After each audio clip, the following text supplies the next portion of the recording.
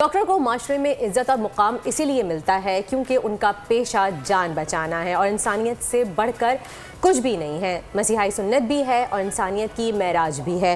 ہم ہمیشہ کہتے ہیں، ہم نے ہمیشہ دیکھا ہے کہ ہمارے یہ ڈاکٹرز ہمیشہ ہمارے فرنٹ لائن ہیروز ہیں، چاہے وہ کووڈ ہو، چاہے وہ کوئی سانحہ ہو، کچھ بھی ہو، کبھی بھی کچھ، جیسے کہ ہم دیکھ سکتے ہیں پشاور کی مسجد میں دھماکہ ہوا جس میں 100 سے زائد اموات ہوئی۔ ہمارے ڈاکٹرز ہمیشہ فرنٹ لائن پہ کھڑے ہوتے ہیں، اپنی جانوں کی پرواہ کیے بغیر لوگوں کی مدد کرتے ہیں۔ بالکل ایسا ہی ہے، اور پشاور کی مسجد میں دھماکہ ہوا، 100 سے زائد اموات ہوئی ہیں اور 200 سے زائد افراد زخمی بھی ہوئے ہیں، اور شہر میں صورتحال آج 3 دن بعد بھی نارمل نہیں ہوئی ہے اور پورے پشاور میں سوگ کی فضا ہے۔ اس وقت ہمارے نمائندے محمد نعمان شہید SHO عرفان خان کے گھر پر موجود ہیں۔ Noman, over to you.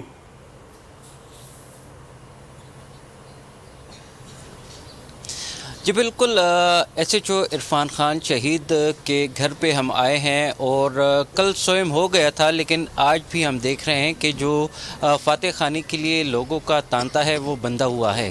اور جہاں تک SHO عرفان خان کی بات ہے تو یہ پیشے کے لحاظ سے استاد تھے، تاہم انہیں پولیس فورس جوائن کرنے کا شوق تھا۔ وہ کس سوچ اور جذبے کے ساتھ پولیس فورس کا حصہ بنے، کمیشن کے تھرو وہ پولیس فورس میں انہوں نے جوائننگ دی، ان کے بھائی محمد زاہد ہمارے ساتھ موجود ہیں۔ ان سے پوچھتے ہیں شہید بھائی کے حوالے سے، بتائیے کہ عرفان خان کیوں پولیس فورس جوائن کرنا چاہتے تھے؟ جب انہوں نے جوائن کر لی تو ان کا جذبہ کیا تھا، کس جذبے کے تحت وہ آئے تھے؟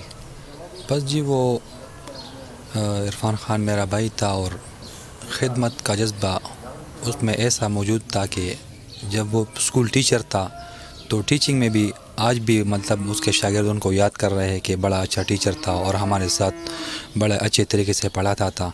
لیکن بس اس کو یعنی بعض اوقات خدمت کرنے میں ایز اے ٹیچر کچھ ایسے مشکلات ہو جاتے تھے کہ یار میں چاہتا ہوں کہ ایسے ڈپارٹمنٹ میں جاؤ کہ میرے پاس مطلب اختیارات زیادہ ہو اور میں لوگوں کی خدمت آسانی سے کر سکوں، تو بس اس وجہ سے بھی مطلب ان کو پولیس میں آنے کا شوق تھا۔ شہادت کا بھی وہ جذبہ رکھتے تھے؟ بالکل، وہ جب اس ڈپارٹمنٹ میں آ گئے تو خطرات انہوں نے کافی دیکھے، تو بعض اوقات ہم ان کو کہتے تھے کہ یار ذرا خیال کیا کرو، احتیاط کیا کرو، سائڈ پہ رہا کرو، تو وہ ہنس جاتا تھا کہ نہیں بس یہ تو مطلب میری ڈیوٹی ہے اور میں خود اپنی مرضی شوق سے آیا ہوں، اور جو دن مقرر ہے وہ تو کہیں بھی مطلب وہ آ سکتا ہے، اور جو خطرے ہے مطلب جب میری زندگی ہو تو کوئی خطرہ مطلب میرے لیے مطلب وہ کچھ بھی نہیں کر سکتا۔ اور کئی مرتبہ مطلب وہ خطرہ ان کو پیش آئے لیکن اللہ نے ان کو بچایا، اور اس دفعہ جو ہے بس اس میں جو ہے بس اس کا وہ زندگی جو ہے وہ پوری ہو گئی۔ اللہ آپ کو صبر دے اور ان کو بلند درجات عطا فرمائے۔ عرفان خان کے بارے میں یہ بھی کہنا چاہوں گا کہ ان کے 3 بھائی ہیں اور 5 بچے ہیں جن کو وہ سوگوار چھوڑ کر گئے ہیں۔ ان کے ایک بیٹے کا یہ جذبہ ہے کہ وہ اب آرمی کو جوائن کرے گا، اور جس طرح ان کے والد نے ملک اور قوم کے لیے قربانی دی ہے۔ بے شک، نو ڈاؤٹ، ہمارے بھی شہداء ہیں، وہ ملک اور قوم کے لیے قربانی دے رہے ہیں۔ ان کی شہادت کے اور خدمت کے جذبے کو بول نیوز نیٹ ورک کی جانب سے ہم سلام پیش کرتے ہیں۔ اور پشاور میں اس وقت لیڈی ریڈنگ اسپتال میں بھی 57 زخمی زیر علاج ہیں، جن میں 27 کی حالت نازک بتائی جا رہی ہے، اور کل زخمیوں سے مزید 30 زخمیوں کو مزید طبی امداد فراہم کی گئی ہیں۔ اس بارے میں مزید بات کریں گے، ہمارے ساتھ موجود ہیں ڈاکٹر مرید، لیڈی ریڈنگ ہاسپٹل میں ڈاکٹر ہوتے ہیں۔ ان سے پوچھیں گے کہ ڈاکٹر صاحب یہ بتائیے گا کہ اس وقت مریضوں کی حالات کیا ہے، زخمیوں کی جو شدت ہے زخموں کی وہ کیا ہے؟ کہ پہلے بھی سننے میں آیا کہ اس طرح کے دھماکوں میں کچھ ایسے کیمیکلز کا استعمال کیا جاتا ہے، کچھ ایسا بارودی مواد ہوتا ہے جس سے زخموں کو بھرنے میں کافی وقت لگ جاتا ہے۔ تھینک یو سو مچ۔ سب سے پہلے تو میں افسوس کرتا ہوں یہ افسانے پہ، اور اس کے بعد دعا کرتا ہوں کہ اللہ ان کی شاد مر چکے اس کی قبول کرے، اور جو زخمی ہے ہمارے ساتھ ایڈمٹ ہے وہ جلد صحت یاب ہو۔ میں آپ کو یہ جتنے بھی پیشنٹ LRH میں آئے، جس طرح کہ آپ نے پوچھا کہ کافی پیشنٹ آئے تھے، 160+ پیشنٹ آئے ہمارے پاس، اس کو ہم نے انیشیلی within 30 اور جس کو ہم نے ٹرائیاج سسٹم کے تھرو مینیج کیا، جو زیادہ سیریس تھے اس کو امیڈیٹلی ہم نے فرسٹ ایڈ دیا. اس کے بعد تقریباً ود ان 2 آور جو اس کو ایمرجنسی سرجری چاہیے تھے وہ ہم نے کر دیے. کل اور پرسوں بھی ہمارے یہ سرجری رہتے تھے جو تھوڑے سے اس طرح تھے کہ ہم ویٹ کر سکتے تھے, وہ ہم نے کیے. آج بھی ہمارے کچھ مریضوں کے تقریباً 5 مریض آج بھی لسٹ پہ ہے جس کے ہم سرجریاں کریں گے. جو انجری ہے اس کی نوعیت کے بارے میں اس میں یہ تھا نا کہ زیادہ تر پیشنٹ آرتھوپیڈک کے پیشنٹ تھے, ہڈیاں ٹوٹ چکے تھے, اور وہ اوپر سے جب شاید وہ چھت سے گرا تھا تو اس کی وجہ سے وہ مسئلہ ہوا تھا.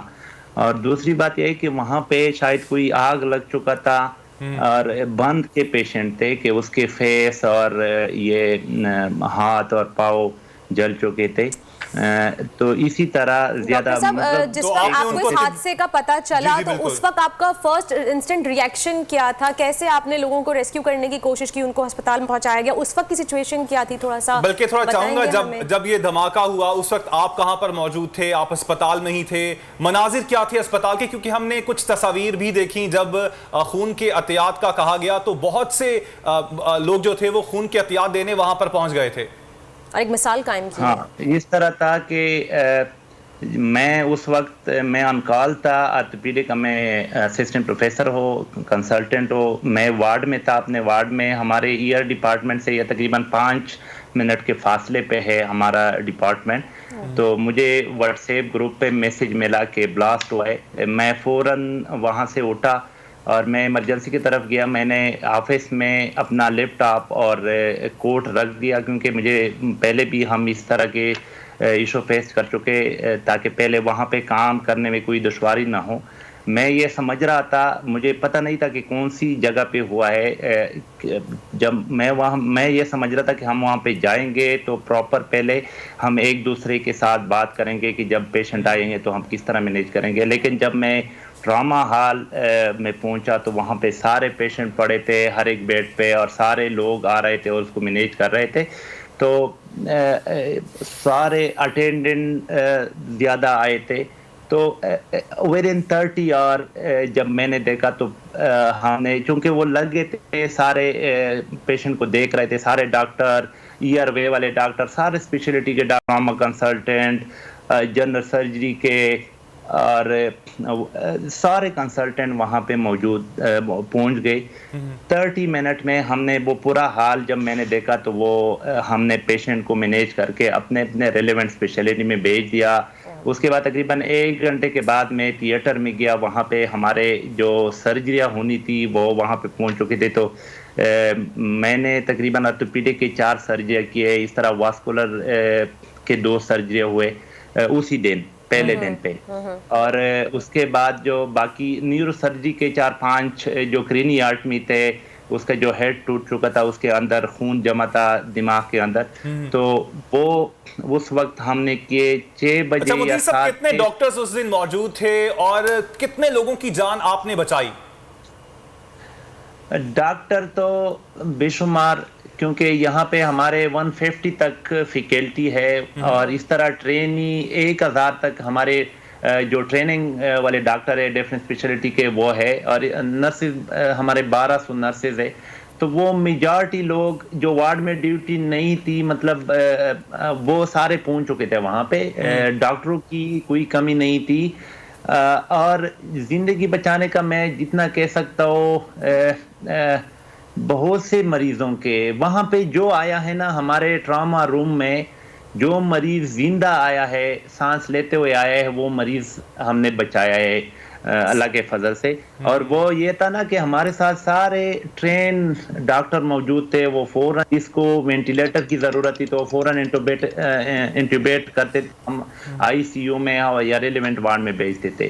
اور اسی طرح جو مائنر سرجری تھے اسی ٹراما روم میں ہم مائنر سرجری کرتے تھے. بہت بہت شکریہ ڈاکٹر مدین صاحب ہمارے ساتھ موجود تھے, اور اللہ تعالیٰ آپ لوگوں کو جزائے خیر دے اور ہمارے فرنٹ لائن کو ہمیشہ سلامت رکھے. یہ ڈاکٹرز ہی ہیں, یہ ڈاکٹرز کا پیشہ ہی ہے جس وقت یہ اپنی ڈگری لیتے ہوئے اوتھ اٹھاتے ہیں کہ یہ ہمیشہ ہر مریض کی حفاظت کریں گے. اور آپ دیکھیں کس طرح سے کامران انہوں نے ایک اتنا بڑا بلاسٹ ہوا ٹراما میں پورے ہال میں بتانے سے مریض بھرے ہوئے تھے کیوں اپنے آپ میں ایک سچویشن بہت ڈفیکلٹ ہوتی ہے. جی بہت بڑا سانحہ تھا اور ہمارے فرنٹ لائن ورکرز ہیں آف کورس انہوں نے بہت اچھا کردار ادا کیا اور بہت سے لوگوں کی جانیں بچائیں. خون ناحق بہت پی چکی یہ زمین, اب کوئی دن میں یہ خون اگلنے کو ہے.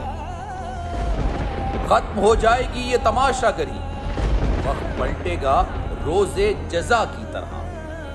یہ جو پشاور میں تازہ لہو ہے بہا, ایک قیامت کرے گا فلک پر بپا. غم کی سلمناک گھڑی میں بول سانحہ پشاور میں شہید ہونے والوں کے لواحقین کے ساتھ